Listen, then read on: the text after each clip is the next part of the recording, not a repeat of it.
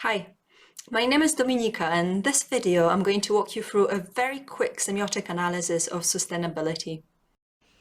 Firstly, what is semiotics? It's a method that analyzes signs and meanings in any shape or form. We're used to thinking of signs literally, like traffic signs or emoji, but in semiotic terms it can be actually anything that communicates something, visual or verbal. So semiotics is interested in images, words, but also the wider narratives that people construct to make sense of reality. What's important is that semiotic analysis tends to take into account a specific time and a specific place. It's all contextual. The assumption is that associations change. Sustainability used to mean something very different 50 years ago compared to now. Meanings can also change across cultures, even if they may seem universal. It's all about communication. How we interpret ideas and how we communicate them further, creating shared cultural and social norms. We will also often talk about codes, referring to a collection of signs that communicate a similar idea together. The main difference with traditional qualitative research methods is that semiotics focuses on more unconscious drivers of our opinions and motivations, rather than asking about them directly. It's all about the context of people's lives, which they don't usually think about themselves, but which still impacts their worldview and mental models. Both is needed to get the whole picture. Semiotics looks at stories told by culture. You probably have already seen this New Yorker cover commemorating the death of Ruth Bader Ginsburg. It's a perfect example of how both the bottom-up and top-down analysis works. We understand this cover because those two levels of interpretation meet in the middle. On the one hand, the color black is associated with mourning, and the female gender symbols form a lace color. On the other, we are aware of the judge's recent death, her fashion choices and commitment to gender equality. It's all part of the collective understanding in the Western context, which is why no words are needed. Semiotic thinking simply makes this process explicit, so that we can be in charge of those meanings, rather than leave them to our cultural intuition and chance. Sustainability as a concept itself is also made up of such narratives, and the codes that communicate them. The two main questions that we'll focus on throughout this video is what is sustainability and how is it changing, both in different contexts and time. To start with, when we usually think of the word sustainable, it is in opposition to the word wasteful. That's because the Western culture is used to thinking in binary oppositions.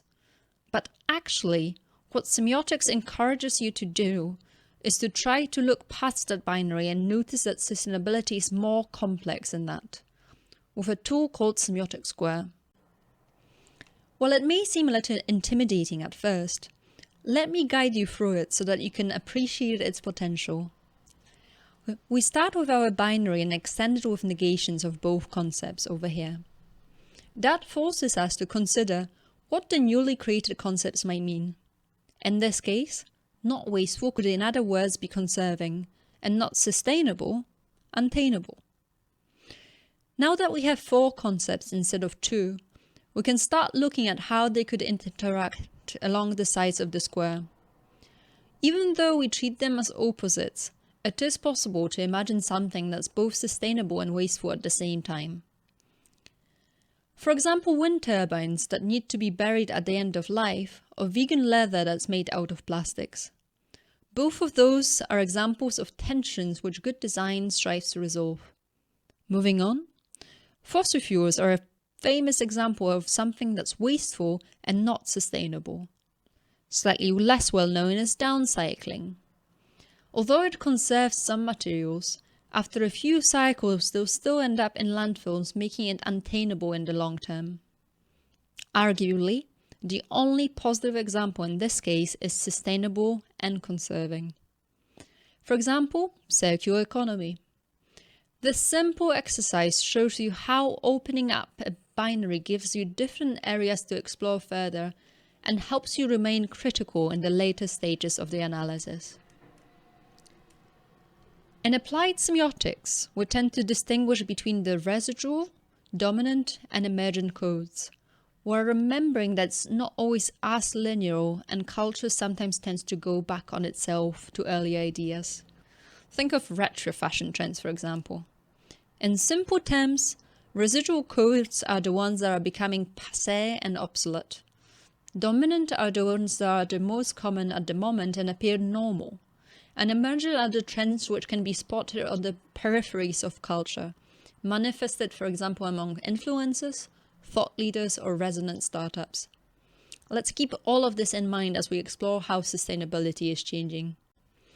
As the purpose of this video is not to discover anything groundbreaking about sustainability, but rather to show the semiotic perspective on the question, all images that I have chosen were a result of a very quick Google image search rather than a usual diverse dataset from various sources. Most of the ones on this slide were a result of searching sustainability, so it's safe to say it's mostly a dominant representation of the concept, at least on the English-speaking side of the internet. When we start looking at those images next to each other, what we're looking for is the similarities and the recurrent ideas that they communicate, as well as any interesting observations we can spot. From this first one, we can infer that sustainability is seen as an act of care.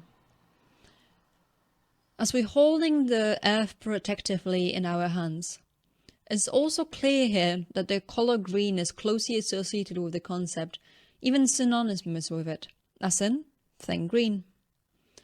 At the same time, it's not all about nature, as we can see a link to technology through the image with the light bulb, surrounded by different technological solutions which we hope can save the earth.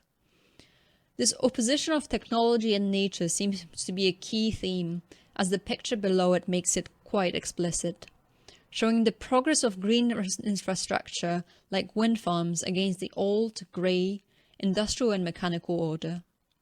Except, as we already know from the semiotic square, this narrative is in reality not as black and green as it initially seems.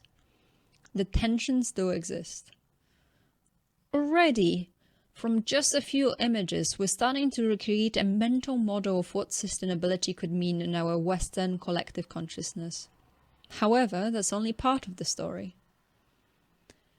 As we start diving deeper to different contexts, we can see that the focus is changing a bit as well, like a variation on the theme. Searching for sustainable tourism reveals a new set of images. And so, it's no longer just about the greenery and nature, but more about the more holistic understanding of sustainability, which takes into account business models and how they impact the communities and people that live in tourism spots. Global ecological protection turns into respecting the beauty of local surroundings you visit and helping local communities thrive. From an exploitative, selfish practice, tourism becomes a driver for positive change. By putting money into the local economy rather than, for example, corporate chains, it's all about a meaningful connection to the place while thinking long term, as implied by the travel forever or logo with an eternity symbol, through context and association reminding you about your carbon footprint as well. Next, let's move to architecture. On this slide, I tried to very simply show how the idea of sustainable architecture is changing through time, left to right. Sustainable architecture used to be predominantly focused on the renewable energies, especially solar panels. As they're quite bulky and visible, they used to send a signal that a family or a business cared about global warming. I'd say this is now on the verge of residual and dominant, and you'll see why later on in this video. Same goes for the idea of sustainable cities represented in the image below, understood as top-down technological planning by experts. Continuing the theme of technology as savior. This is contrasted with the more emergent, even though operating on the same plane, idea of placemaking as a bottom-up practice, where it's the community that possesses the knowledge of local context that can make the neighborhood more holistically sustainable and working for everyone. It brings to mind themes of locality that we've already seen in sustainable tourism. As you may have noticed, I'm also very slowly starting to go beyond just the bottom-up granular analysis of the images shown here and incorporating some outside context of the top-down narratives in which they function. Another emergent idea is around designing architecture that blends in with nature rather than domineering over it. It's also borrowing cues from nature, like those beehive-like octagonal apartments which allow greater density of housing, or houses covered with local soil or grass. Lastly, let's have a look at some images associated with sustainable fashion. At first glance, what's really interesting here is how different this set looks from our first slide. Dominating green is replaced with pastels and earth tones instead. Part of this could be related to how the idea of greenwashing has become undesirable and synonymous with lack of meaningful change, as shown here. Even though a company might communicate sustainability with the right codes, it could still backfire if there is no action to back up the surface level messages. Another potential reason is the natural shades of fabrics seen as sustainable, for example, linen or cotton. Either way, we're starting to see some more subtle ways of communicating the very same thing over and over again. We can also see here an example of vegan leather masking made of mushrooms as a direct solution to the tension we've seen through the semiotic square. Leather becomes both sustainable and conserving rather than wasteful. So semiotics can also help us reveal tensions that exist in culture, identifying problems that designers and future startups could potentially resolve for people. We can also see here the return of the idea of more holistic sustainability, where the business model and mode of consumption are taken into account. It's not just about the planet anymore, but also the whole supply chain, including the condition of the overseas workers. With that, we see that to really understand sustainability, we need to delve into other areas that surround it, bringing together different strands of meaning. In branding semiotics, we call it borrowing from other categories. For example, when a cosmetics company starts using design cues from medicine and apothecary, shapes of bowls being one obvious example, bringing new associations with them. Consciously or not, is how most innovation often happens. And so, sustainable fashion requires not only communicating the right ideas, but also changing customer behaviors, from buying cheaper fast fashion to conscious slow decision making. As a popular saying goes, style never goes out of fashion. In this last section, I just wanted to give you some quick examples of where sustainability might be heading. What's emergent? If you're a designer, you might have seen some of those trends already in the latest thought pieces or webinars. For example, the dominant paradigm of human-centered design is slowly being replaced with the environment or earth-centered design. Practitioners are recognizing that to survive and thrive, people need to remember that we're part of our ecosystem, rather than remain on the pedestal that we once put ourselves on. In other words, strive towards balance over dominance.